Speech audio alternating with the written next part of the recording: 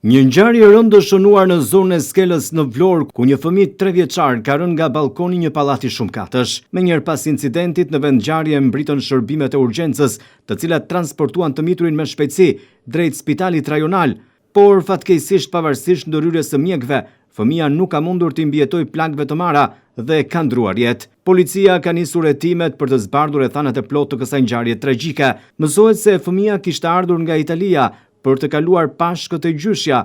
Ai ka qenë duke luajtur në momentin që ka rënë aksidentalisht, ndërsa në banesë ishte gjyshja dhe mamaja e fëmijës, që pësuan një tronditje të madhe, ashtu si kundër edhe vetë banorët e zonës. Policia reagoi pas ngjarjes, ndërsa thekson se rreth orës 18:20 të së dielës, në lagjen Pavarësia 3, një fëmijë 3 vjeç dyshohet se aksidentalisht ka rënë nga balkoni i banesës në pallatin ku banonte dhe përpasoj ka ndruar jetë në vend.